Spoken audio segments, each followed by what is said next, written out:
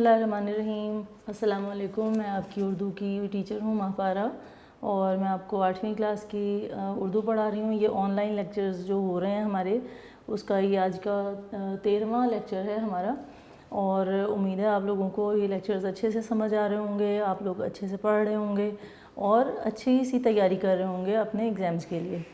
तो आज हम लोग पढ़ेंगे उस्ताद का एहतराम, जो कि एक मज़मून है।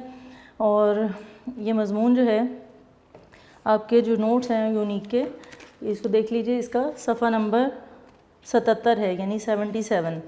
ये ओपन कर लीजिए, और इसमें जितने मुश्किल अल्फाज के मानी हैं वो मैं आपको साथ साथ बताती रहूँगी, और लिख भी दूँगी अगर कहीं पर ज़रूरत होगी। तो इसको साथ साथ ज़रा अल्फाज के मानी को लिखते रहिएगा। अपनी किताब पर लिख लीजिए, कॉपी पर लिख लीजिए, किसी रजिस्टर पर लिख लीजिए, नोट कर लीजिए इनको, ताकि आपको मज़मून की अच्छे से समझ आए। जब तक आपको अच्छी तरह किसी बात की समझ नहीं आती, वो उतनी अच्छी तरह से याद नहीं रहती। हम याद करने को बग़ैर समझे याद कर सकते हैं, लेकिन क्या होता है कि उसको हमें जब समझ नहीं आती तो वो हमें भूल जाती है, चीज़ जल्दी से भूल जाती है। उसको हम अपने पास से उसमें कुछ शामिल नहीं कर सकते, अपनी तरफ से कोई मवाद उसमें जो है वो शामिल नहीं कर सकते। और अगर हमें समझ आ जाती है मौजू की, और जितनी बात बीच में समझाई गई होती है उसकी, तो हम उसको अपने ख़यालात भी उसमें शामिल कर सकते हैं। तो आज का जो मज़मून है उसको शुरू करते हैं। सबक ये है पेज नंबर 77। शुरू करते हैं इसको। दर्स व तदरीस एक मुक़द्दस पेशा है। दर्स व तदरीस यानी पढ़ना और पढ़ाना एक मुक़द्दस पेशा है। मुक़द्दस कहते हैं पाक को, पाक भी, और मुक़द्दस बाइज़्ज़त काबिल एहतराम। तो ये एक मुक़द्दस पेशा है। उस्ताद काबिल एहतराम हस्ती है, यानी उस्ताद जो है वो एहतराम के काबिल, काबिल एहतराम, एहतराम के काबिल। हस्ती कहते हैं ज़ात को। साथ साथ अल्फाज के मानी लिख दूँ।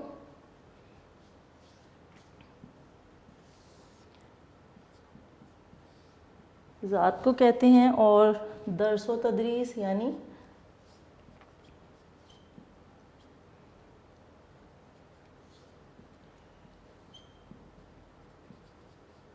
पढ़ना और पढ़ाना। तो ये दर्स व तदरीस है। और उस्ताद काबिल एहतराम हस्ती है जो नस्ल इंसानी को रूहानी अज़मतों से आशना करने और शख्सियत की तामीर करने में बहुत अहम किरदार अदा करती है। यानी क्या बताया जा रहा है कि उस्ताद वो काबिल एहतराम हस्ती है जो इंसान को ना सिर्फ ये कि जो हमारे पास ये किताबें होती हैं सिर्फ ये नहीं पढ़ाते असातिज़ा हमें, बल्कि हमें हमारी तरबियत भी करते हैं, हमें अच्छाई और बुराई भी अच्छाई और बुराई दोनों में तमीज़ करना सिखाते हैं, हमें अखलाकियात सिखाते हैं। इस तरह से क्या होता है कि एक इंसान की तरबियत होती है, और वो बेहतर से बेहतरीन इंसान का जो सफ़र है उसको तय करता है। और यही इंसान की रूहानी अज़मत होती है कि वो अच्छाइयों को सीखे और बुराइयों से पाक होता जाए। तो ये जो उस्ताद है ये हमें रूहानी अज़मतों से आशना करते हैं। आशना करना यानी पहचानना। आशना कहते हैं पहचान को, आशनाई, पहचान कराना। लिख लें आप लोग यहाँ पे। इसके जो लफ्ज़ी मानी बनेंगे वो ये हो जाएंगे कि पहचान कराते हैं, और शख्सियत की तामीर करने में बहुत अहम किरदार अदा करती है ये हस्ती। यानी शख्सियत की तामीर कैसे होती है? जैसा मैंने बताया कि सिर्फ़ असातिज़ा जो हैं वो हमें, जो हमारा सिलेबस होता है, जो हमारे पास किताबों में जितना भी मटीरियल होता है, वो सिर्फ़ उसको नहीं पढ़ाते, बल्कि उस्ताद का काम क्या होता है कि वो अपने तलबा को उठना, बैठना, चलना, बात करने का तरीक़ा, किस तरह से बात करनी चाहिए, बड़ों के सामने किस तरह से बोलते हैं, किस तरह बैठते हैं, अपने बराबरदारों से किस तरह से बातचीत करते हैं, कैसा सलूक करते हैं, ये सारी चीज़ें सिखाते हैं। वो हमें सच बोलना सिखाते हैं। अगर हम कहीं गलती करते हैं तो उसे दरगुज़र करते हैं और हमें बताते हैं अच्छे तरीक़े से कि ये इस तरह से नहीं करना था, आप आइंदा इसका ख्याल कीजिएगा, और इस तरह से नहीं, इस तरह से इस काम को करते हैं। तो क्या होता है कि इससे इंसान की शख्सियत की तामीर होती है। इसीलिए आप देखिए कि ये जो सारी किताबें हैं इनको हम घर बैठकर भी याद कर सकते हैं, इम्तिहान भी दे सकते हैं। लेकिन फ़र्क क्या होता है, वो जो उस्ताद ने तरबियत करनी है वो कहाँ करनी है? जहाँ तरबियत गाह है यानी स्कूल है, वहाँ आप आएंगे, आप अपने बराबर के बच्चों में बैठेंगे, طلبہ کے ساتھ بیٹھیں گے، کلاس کا ایک ماحول ہوگا، اس میں استاد سب کو ہر طالب علم کی شخصیت کے مطابق اس کو رہنمائی فراہم کرتا جائے گا اور اس کو بتاتا جائے گا بیٹا ایسے کرنا ہے، اس کام کو اس طرح سے کرنا ہے، بیٹا اس طرح نہیں بیٹھتے ایسے بیٹھتے ہیں، بیٹا ایسے نہیں بولتے ایسے بولتے ہیں، بیٹے اس طرح سے بات کریں تو زیادہ اچھی ہوتی ہے۔ تو اس سے کیا ہے، یہ ساری جو چیز ہے اصل میں یہ تربیت ہے۔ یہ کتابوں میں لکھی ہوئی ہم جتنی مرضی پڑھ لیں اس طرح سے ہم اس پر عمل نہیں کرتے جس طرح استاد کے سکھانے سے عمل کرتے ہیں۔ تو یہ ہے وہ طریقہ کار جس سے انسان کی شخصیت کی تعمیر ہوتی ہے، اور یہ تعمیر کون کرتا ہے؟ آپ کے اساتذہ آپ کی تعمیر کرتے ہیں۔ والدین بچے کو اس دنیا میں لانے اور پروان چڑھانے کے ذمہ دار ہوتے ہیں۔ پروان چڑھانا یعنی پرورش کرنا۔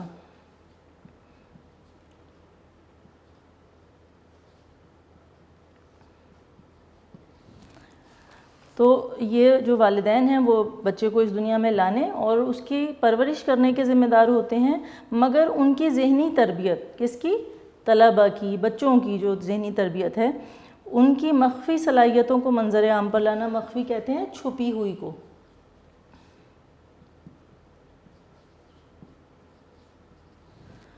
مخفی صلاحیتوں کو منظر عام پر لاتے ہیں۔ منظر عام پر لانا یعنی سامنے لانا۔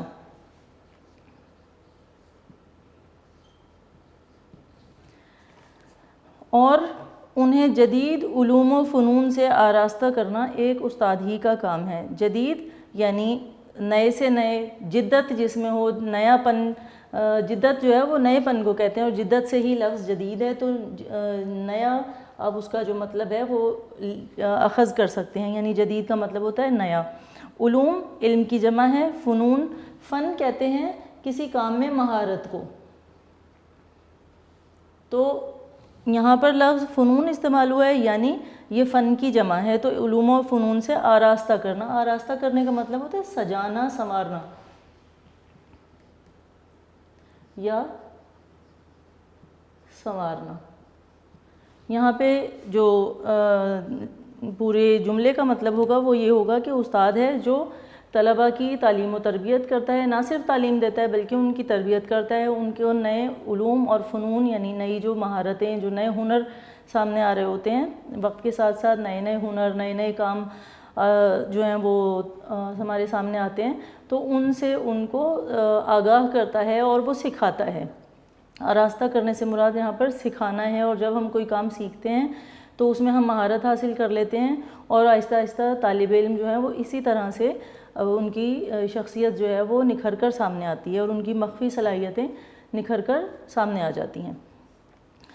ارشاد باری تعالیٰ ہے، پیغمبر تمہیں کتاب و حکمت کی تعلیم دیتا ہے۔ میں یہاں پر لکھ دیتی ہوں آپ کو، اگر آپ لوگ جب اس میں مضمون میں کہیں بھی کوئی قول آئے گا یا کوئی حدیث یا قرآن کی آیت آئے گی تو آپ لوگ اس کو کس طرح سے لکھیں گے؟ یہاں پہ آپ لکھیں گے، فرض کریں گے آپ کا صفحہ ہے، یہاں پہ ہے ارشاد باری تعالیٰ ہے،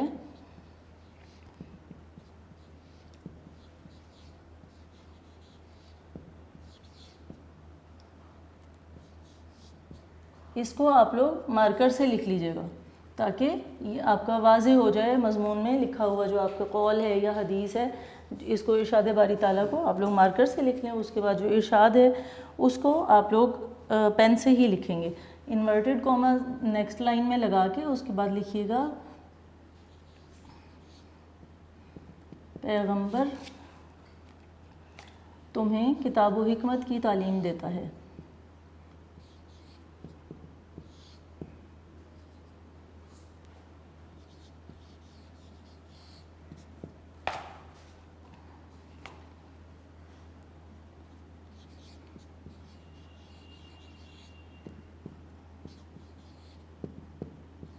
دیتا ہے اور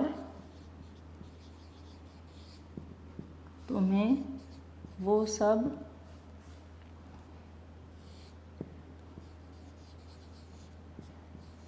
سکھاتا ہے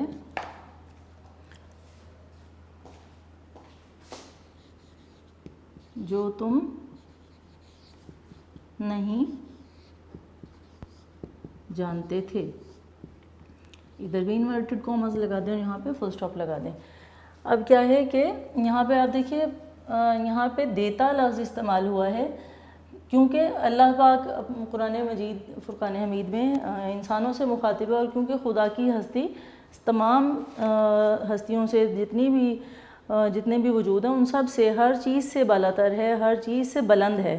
تو جب وہ رسول خدا صلی اللہ علیہ وآلہ وسلم کے متعلق بات کر رہا ہے تو وہ ان کو یہ کہہ سکتا ہے کہ پیغمبر تمہیں کتاب و حکمت کی تعلیم دیتا ہے، کیونکہ ہم اپنے سے چھوٹے کے لیے یہ استعمال کر سکتے ہیں، بڑے کے لیے تو یہ استعمال نہیں ہوتا. احتراماً ہم دیتے ہیں، بولتے ہیں. جب ہم ان کے لیے بولیں گے تو ہم یہی کہیں گے کہ پیغمبر ہمیں کتاب و حکمت کی تعلیم دیتے ہیں. لیکن جب خدا تعالیٰ فرما رہا ہے رسول کے مطابق، رسول خدا صلی اللہ علیہ وآلہ وسلم کے متعلق، تو وہ کیا کہہ رہا ہے کہ پیغمبر تمہیں کتاب و حکمت کی تعلیم دیتا ہے اور تمہیں وہ سب سکھاتا ہے جو تم نہیں جانتے تھے.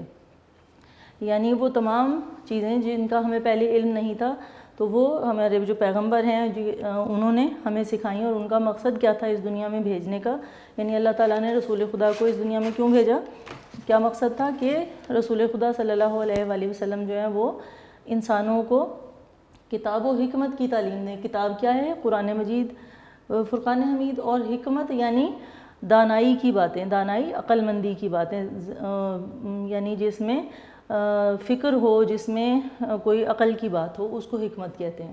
تو کتاب و حکمت کی تعلیم دیتا ہے اور تمہیں وہ سب سکھاتا ہے جو تم نہیں جانتے تھے. یعنی ہم اس سے پہلے جتنا کچھ نہیں جانتے تھے وہ رسول خدا نے ہمیں آ کر جو ہے وہ دنیا میں تشریف لائے اور انہوں نے ہمیں بتایا. یعنی یہاں پر کیا بتایا جا رہا ہے کہ نبی کی جو حیثیت ہے رسول خدا صلی اللہ علیہ وآلہ وسلم کی، وہ ایک معلم کی حیثیت ہے، ایک استاد کی حیثیت ہے.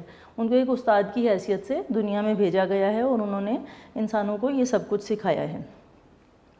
اس کے بعد یہاں پر لائن نمبر 4 دیکھیے، آگے سے شروع ہوتا ہے کہ رسول اکرم صلی اللہ علیہ وآلہ وسلم کا ارشاد مبارک ہے. میں لکھ بھی دیتی ہوں، اس کو سمجھنے میں آپ کو آسانی ہوگی.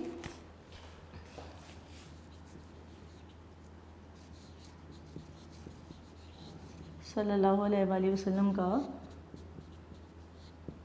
ارشاد مبارک ہے،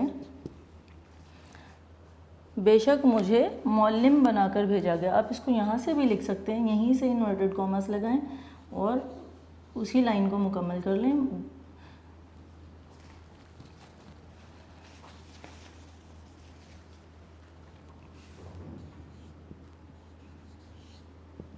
بے شک مجھے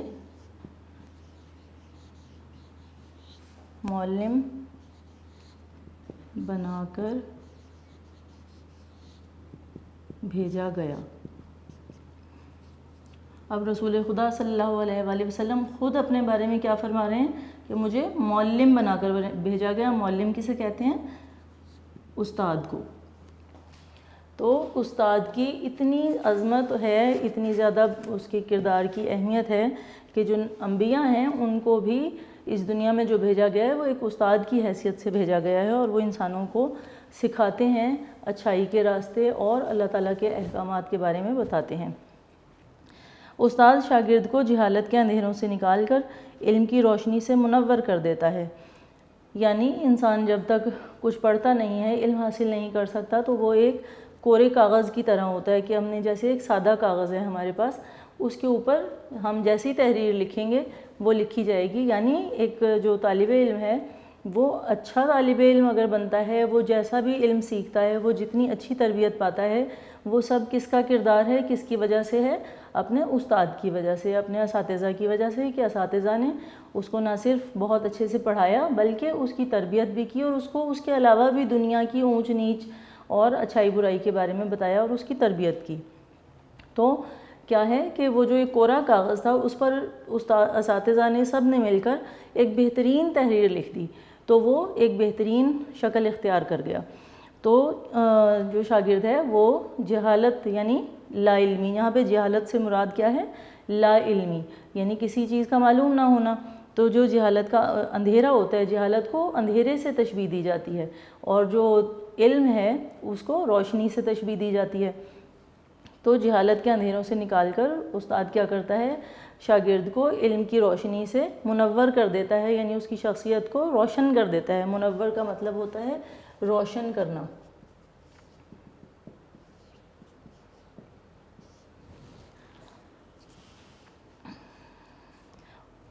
جی آگے دیکھیے، استاد قابل احترام ہستی ہے، اس کا احترام ہم سب پر واجب ہے۔ واجب کا مطلب ہوتا ہے فرض،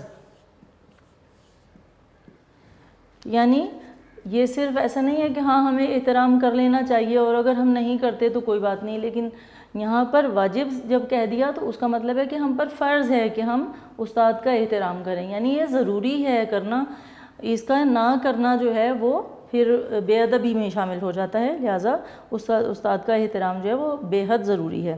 جس طرح والدین کی فرما برداری بچوں کے لیے ضروری ہے، اسی طرح استاد کی اطاعت بھی بہت اہم ہے۔ اب فرما برداری جو ہے وہ اطاعت کو ہی کہتے ہیں۔ آپ اس کو آسان لفظوں میں کہہ سکتے ہیں کہنا ماننا، اور اطاعت بھی اس کا ہم معنی لفظ ہے۔ تو جہاں پہ اطاعت آئے آپ اس کا مطلب فرما برداری سمجھ سکتے ہیں، اور جہاں پر فرما برداری آئے وہاں پر آپ اس کا جو مطلب ہے معنی ہے وہ اطاعت لکھ سکتے ہیں، کہنا ماننا بھی جو وہ آپ لکھ سکتے ہیں یہاں پر۔ تو یہ کیا ہے کہ جس طرح ماں باپ کا کہنا ماننا ہم پر فرض ہے، اپنے والدین کا کہنا ماننا، ان کی اطاعت کرنا ہم پر فرض ہے، اسی طرح استاد کی فرما برداری بھی طلباء کے لیے بہت ضروری ہے۔ دنیا میں جتنے بھی فلسفی، سائنسدان اور مفکر ہو گزرے ہیں، فلسفی جو فلسفہ جو ہے جن کا مضمون ہوتا ہے اور جو اس پر لکھتے ہیں، مختلف نظریات کے متعلق اپنی رائے کا اظہار کرتے ہیں، ان کو فلسفی کہا جاتا ہے۔ سائنسدان جو سائنس کے شعبے سے تعلق رکھنے والے ہیں، نئی نئی ایجادات کرتے ہیں، ان کو سائنسدان کہتے ہیں۔ اور مفکر سوچنے والے لوگ، فکر کرنے والے لوگ۔ مفکر ویسے فلسفی کو ہی کہتے ہیں، فکر کرنے والے، اور فکر کا مطلب کیا ہوتا ہے؟ سوچنا۔ تو جتنے بھی مفکر ہیں، فلسفی ہیں، سائنسدان ہیں، جتنے بھی اب تک گزرے ہیں، ان کے پیچھے کسی عظیم استاد کی محنت کا دخل تھا۔ یعنی ایسا نہیں ہے کہ ایک بچہ جو ہے وہ خود ہی کتابیں پکڑے اور ان کو پڑھنا شروع کر دے تو وہ ایک وقت آئے گا کہ وہ بہت بڑا سائنسدان یا مفکر یا فلسفی بن جائے گا، بلکہ اسے کسی نہ کسی استاد سے اس کو سیکھنے کی ضرورت پڑے گی، رہنمائی لینے کی ضرورت پڑے گی ان مضامین کو سمجھنے کے لیے اور ان میں آگے بڑھنے کے لیے۔ تو جتنے بھی عظیم لوگ دنیا میں گزرے ہیں ان کے پیچھے ضرور کوئی نہ کوئی استاد ہوتا ہے جس نے ان کی تربیت اس طرح سے کی ہوتی ہے، اس طرح سے ان کو پڑھایا ہوتا ہے کہ وہ انسان زندگی میں آگے چل کے اتنی زیادہ نام اپنے شعبے میں اتنا زیادہ نام حاصل کر لیتے ہیں۔ حضرت علی علیہ السلام کا، حضرت علی رضی اللہ تعالیٰ عنہ کا فرمان ہے، جس نے مجھے ایک لفظ بھی سکھایا تو گویا اس نے مجھے اپنا غلام بنا لیا۔ اب یہاں پہ تیسرا قول آ جاتا ہے،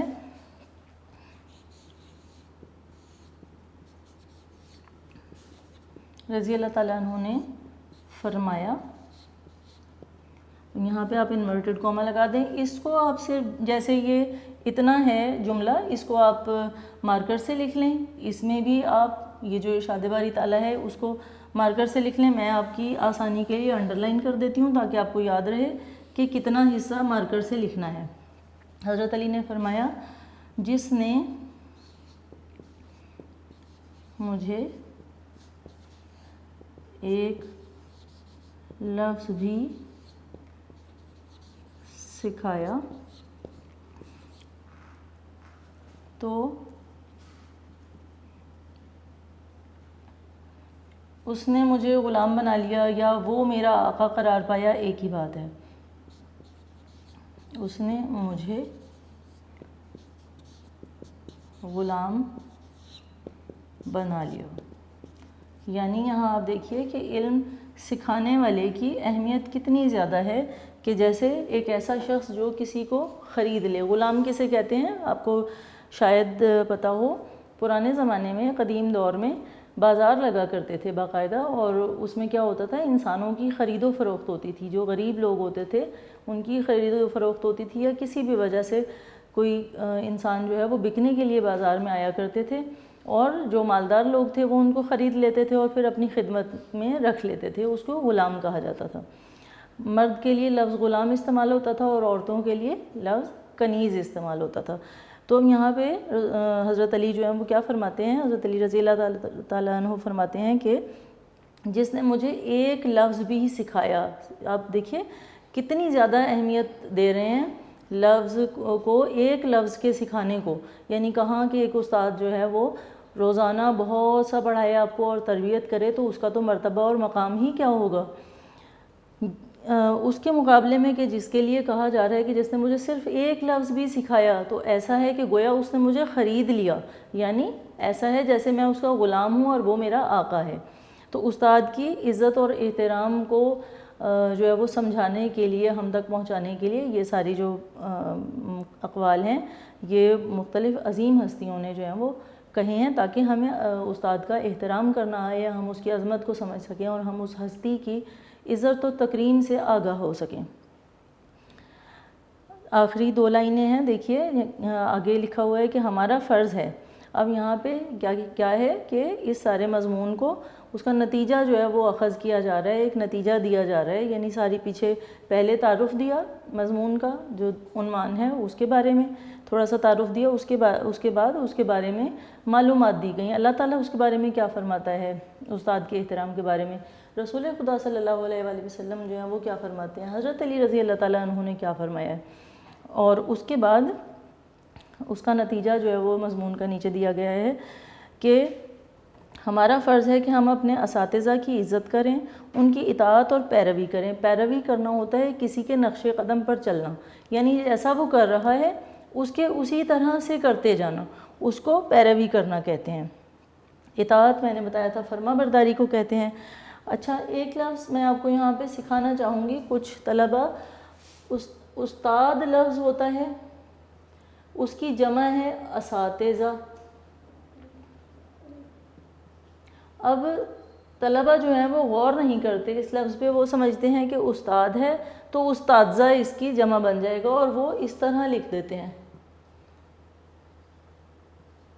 اس طرح لکھ دیتے ہیں, یا بولتے اکثر استاذہ ہیں. اگر لکھ ٹھیک بھی دیں تو بولتے ہیں استاذہ. یہ لفظ استاذہ نہیں ہے بلکہ یہ لفظ ہے اساتذہ.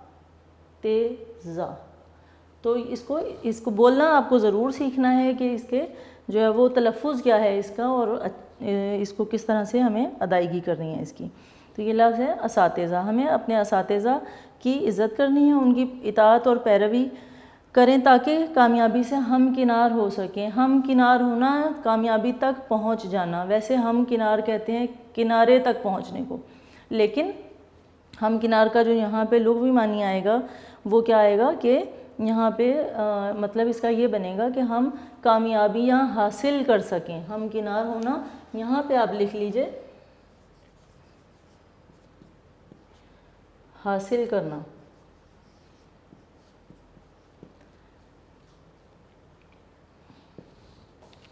تو کامیابیاں حاصل جو ہیں وہ ہم کس طرح سے کریں گے, استاد کا احترام کر کے, ان کی اطاعت اور پیروی کر کے.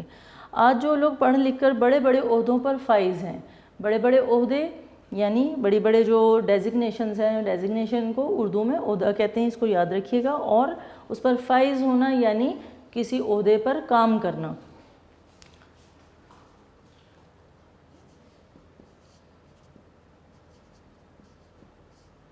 یعنی عہدہ سنبھالنا, عہدے پر ہونا.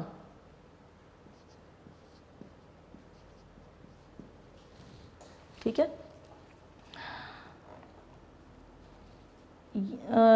آج جو لوگ پڑھ لکھ کر بڑے بڑے عہدوں پر فائز ہیں یہ سب ایک استاد کی تربیت کا نتیجہ ہے. یعنی نچوڑ اس سارے مضمون کا کیا نکلتا ہے کہ جب کوئی عظیم انسان بنتا ہے, کوئی بڑا انسان ہمارے سامنے, کوئی بڑا نام آتا ہے, تو اس کے پیچھے محنت کس کی ہوتی ہے, وہ کس کی محنت کا, کس کی تربیت کا نتیجہ ہوتا ہے, ایک استاد کی محنت کا نتیجہ ہوتا ہے, ایک استاد کی تربیت کا نتیجہ ہوتا ہے. جو بچے استاد کی عزت اور اس کا احترام نہیں کرتے وہ کبھی بھی اپنی منزل تک نہیں پہنچ پاتے. یعنی جو طلبہ اپنے استاد کا احترام نہیں کریں گے تو کیا ہوگا کہ وہ کہنا بھی نہیں مانیں گے, وہ اطاعت اور پیروی بھی نہیں کریں گے. وہ جیسے کچھ بچے اپنے والدین کے کبھی کبھار ڈانٹ دینے کو یا ان کے ناراض ہو جانے کو اچھا نہیں سمجھتے, اور وہ پھر جب اچھا نہیں سمجھتے ڈانٹنے کو تو جو ماں باپ کہہ رہے ہوتے ہیں کہ ایسا نہ کریں یا ایسا کر لیں تو پھر وہ اس کی اطاعت اور پیروی بھی نہیں کرتے. تو کیا ہوتا ہے کہ انسان کی تربیت نہیں ہوتی. اسی طرح جو اساتذہ ہیں وہ بھی یہی کرتے ہیں کہ پیار سے بھی سمجھاتے ہیں اور ہمیں روکتے ہیں کہ یہ بیٹا یہ نہ کرو، یہ بات اچھی نہیں ہے، یہ کام اچھا نہیں ہے، آپ ایسے نہ کرو، اس طرح سے کر لو۔ تو اس سے کیا ہوتا ہے کہ بعض دفعہ طلبہ کو اچھا نہیں لگتا کہ یہ استاد کیا ہمیں ہر وقت روکتے ہی رہتے ہیں، ہمیں ٹوکتے بہت ہیں۔ وہ اس لیے ٹوکتے ہیں کہ اس میں آپ ہی کا فائدہ ہے، اس میں آپ ہی کی تربیت ہے۔ تو جب آپ کو اگر اچھائی کے بارے میں بتائیں گے نہیں، کرنے کی ترغیب نہیں دیں گے اور برائی سے روکیں گے نہیں تو تربیت کیسے ہوگی؟ تو اگر کوئی طالب علم اپنے دل میں یہ سمجھتا ہے کہ استاد کو روکنا نہیں چاہیے، کسی چیز سے ٹوکنا نہیں چاہیے، یا اس نے ہمیں کیوں ٹوکا، تو کیا ہوتا ہے اس بچے کی تربیت نہیں ہوتی، کیونکہ پھر وہ سیکھتا نہیں ہے۔ اپنے اساتذہ سے جب سیکھے گا نہیں تو پھر وہ اس کی تربیت نہیں ہو پائے گی اور وہ کامیابی نہیں حاصل کر سکے گا، ایک اچھا طالب علم نہیں بن سکے گا اور اس طرح سے کامیابیوں سے ہمکنار ہو کر اپنی منزل تک نہیں پہنچ جائے گا۔ یہ تھا ہمارا آج کا مضمون، استاد کا احترام۔ امید ہے آپ کو اچھے سے سمجھ آیا ہوگا اور آپ اس کو بہت اچھی طرح سے یاد کیجیے گا۔ اس کو لکھنے کی مشق ضرور کیجیے گا کہ جب یاد کر لیا تو چاہے آپ ایک دم سارا مضمون نہ لکھیں، پہلی 2-3 لائنیں یاد کر لیں، اچھی طرح یاد کریں، ان کو لکھ کر دیکھ لیں، ان کا املا دیکھ لیں کہ املا میں کہیں کوئی غلطی تو نہیں ہے، کوئی لفظ ہم نے غلط تو نہیں لکھ دیا۔ اس کے بعد اس سے اگلی لائنز کو 3-4 لائنز کو یاد کر لیں، ان کو یاد کر کے اور لکھ کر دیکھ لیں اور بار بار لکھیں، خوش خط لکھیں۔ سب سے بڑی بات کیا ہے؟ درست لکھنا اور خوش خط لکھنا۔ اس سے کیا ہوتا ہے آپ کا پیپر جب آپ پرچہ دیتے ہیں، حل کرتے ہیں، وہ خوبصورت نظر آتا ہے۔ اس سے آپ کا جو تاثر ہے پرچے کا وہ زیادہ اچھا ہوتا ہے اور ممتحن کو پڑھنے میں بھی اچھا لگتا ہے اور اس کو دیکھنے میں بھی اچھا لگتا ہے۔ تو وہ آپ کو کوئی 1-2 نمبر اضافی دے سکتا ہے، یعنی اگر آپ نے سارا مضمون لکھا لیکن آپ کی اس میں اگر املا کی غلطیاں ہو گئیں تو ظاہر ہے اس سے نمبر کٹ جائیں گے۔ اب یاد تو آپ نے سارا بہت اچھے سے کر لیا لیکن لکھتے ہوئے غلطیاں کر گئے، اس کی وجہ سے کیا ہوا؟ نمبر کٹ گئے۔ اس لیے املا کا درست ہونا بہت ضروری ہے۔ اس کے علاوہ اگر آپ نے سارا مضمون اچھے سے یاد بھی کیا، املا بھی ٹھیک ہے، لیکن لکھائی بہت خراب ہے، لفظ جو ہیں وہ پڑھنے میں مشکل ہو رہی ہے، تو کیا ہوگا؟ جو ممتحن ہے، جو پیپر کو چیک کر رہا ہے، اس کے اوپر آپ کا جو تاثر ہے اس پر وہ زیادہ اچھا نہیں قائم ہو سکے گا، تو وہ کہیں نہ کہیں آپ کو کم نمبر دے جائے گا، پورے نمبر نہیں مل سکیں گے۔ تو صرف یاد نہیں کرنا بلکہ ساتھ میں اس کو بہت اچھے سے لکھنا بھی ہے، لکھائی کی مشق کرنی ہے اور خوش خط لکھنا ہے۔